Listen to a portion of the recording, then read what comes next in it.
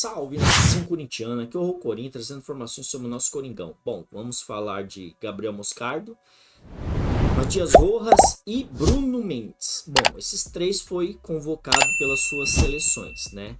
Diferente do Moscardo, que ele foi convocado, mas para a seleção do pré-olímpico, e os dois pelas suas seleções. Então, o Gabriel Moscardo, ontem teve o clássico, foi o primeiro clássico dele, né? O primeiro derby dele. E ele já tava com a cabeça a mil. E aí, no intervalo, foram lá e falaram pro jogador. E aí, praticamente, ele meio que se desestabilizou, né? Ele falou até de foco. Ele ia tentar voltar para manter o foco, mas é óbvio. Ainda mais, assim, um adolescente, né? Querendo ou não, ele tem 17 anos. E é muita informação. O cara é o primeiro clássico dele. E aí ele vem com a notícia que foi convocado. Quer dizer, é difícil ainda mais um garoto não desestabilizar, né? Mas enfim, então, é o fato que quando ele não voltou 100%. Deu para ver isso, né? Mas assim, enfim, o fato é que eles não têm consciência. Esse povo podia ter esperado o fim do jogo. Isso aí para mim foi mal intencionado. Alguma coisa ali aconteceu, mas enfim. O Corinthians deveria se manifestar sim em relação a isso, que é uma situação muito chata isso. E podia ter dado problema com ele também, mas enfim. E o próprio Matias Rojas foi para o Paraguai, né? E o Bruno Mendes foi lá para o Uruguai.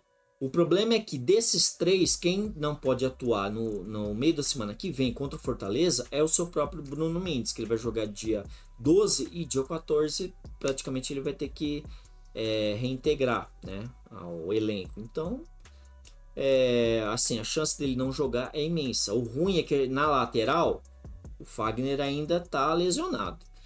Tá se curando, se tratando e tal, mas assim, o Rafael Ramos, pelo amor de Deus, né?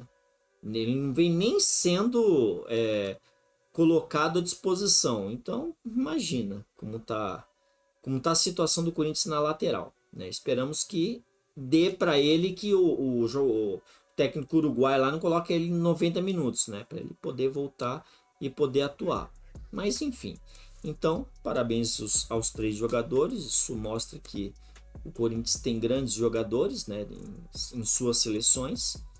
E vamos esperar. Querendo ou não, também o próprio Moscardo, o passe dele vai à altura com essa convocação aí do pré-olímpico. Então, é bom para o Corinthians e bom para o atleta. Falando em técnico, o Martim Anselmo. Pois é, o Martim Anselmo do Independente Del Valle.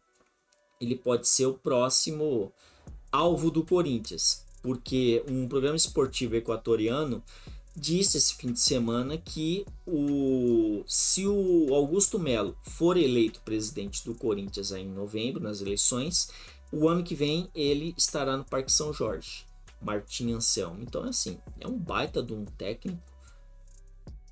Eu acho que seria muito bom para o Corinthians ele. E, assim, a gente fica na expectativa para ver se realmente isso é verdade.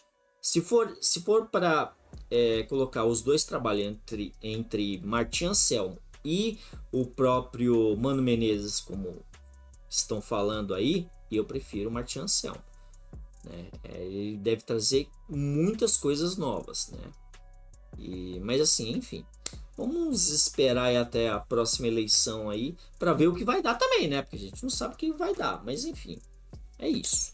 Corinthians!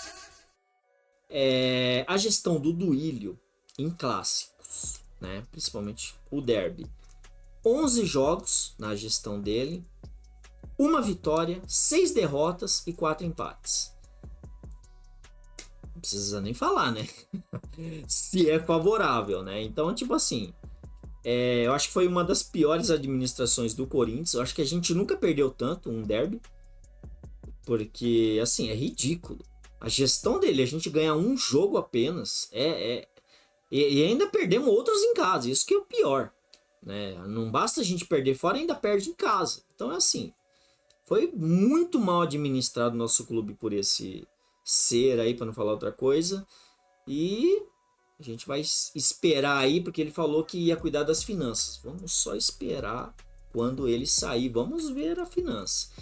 E alguma coisa ele vai ter que mudar. Não 100 milhões. No mínimo uns 200, 300 milhões ali ele tem que arrumar a casa. Porque já que vendeu um monte de coisa e ganhou dinheiro, então no mínimo uns 300 milhões ali ele vai ter que ter tirado, né, de dívida. Mas enfim, vamos ver aí o que vai dar, né? CBF falou, né, do mando de campo do futebol feminino, a final, né, no jogo de volta, que vai ser na Neoquímica.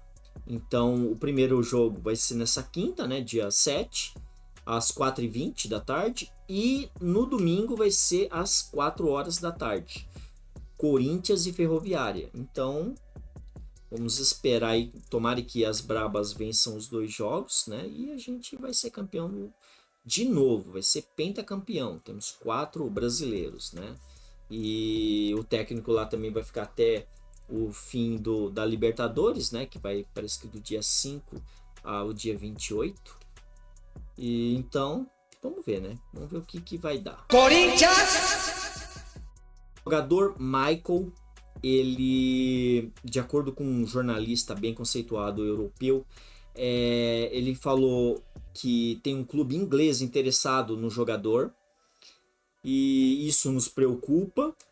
Óbvio que um clube que está interessado é um clube inglês. Aí você me fala, mas a janela fechou. Sim, a janela fechou, só que eles querem comprar, parece que o atleta no fim da temporada.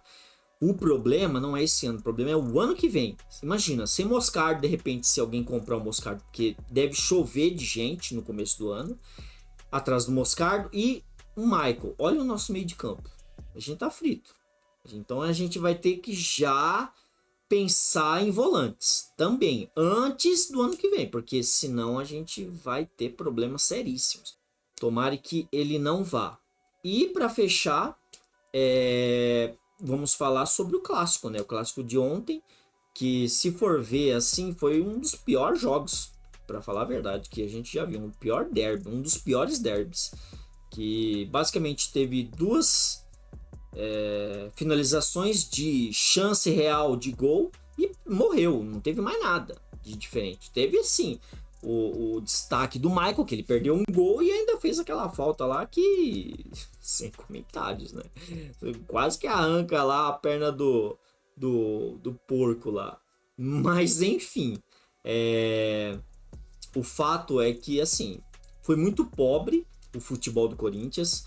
O Luxemburgo, o negócio dele é só ficar atrás, se defendendo, só que assim, o Lucas Veríssimo jogou muito. A nossa defesa em si jogou muito bem. O problema é que o Lucas Veríssimo tá jogando demais. É o que mais tá jogando ali na zaga, ele e o Cássio. O problema é a hora que eles falharem. A hora que falhar, a gente pode ter problema. Então é assim, a gente não pode ficar dependendo deles só não. Porque a gente tá num período complicado. E esse técnico aí do Corinthians, pelo amor de Deus, cara, só vem fazendo burrada atrás de burrada.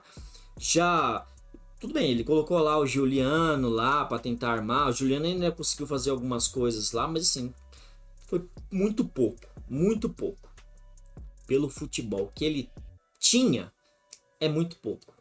Então ele ainda conseguiu fazer o passe lá pro Yuri Alberto. O Yuri Alberto deu a assistência lá pro Michael e o Michael não soube aproveitar. Mas assim, enfim, o Matias Rojas morto, o Romero no segundo tempo entrou morto. O único que tentou fazer uma coisa foi o Wesley, parabéns a ele.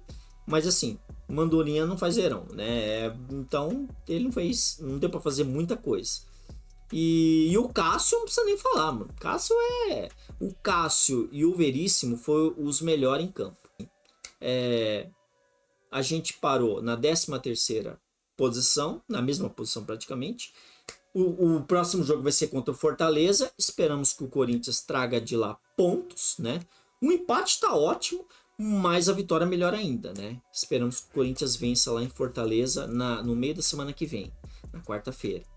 E, bom, são basicamente essas notícias de hoje. Desejo uma boa semana a todos. Agradeço a vinda, senta o dedo no like, se inscrevam e até a próxima. Valeu!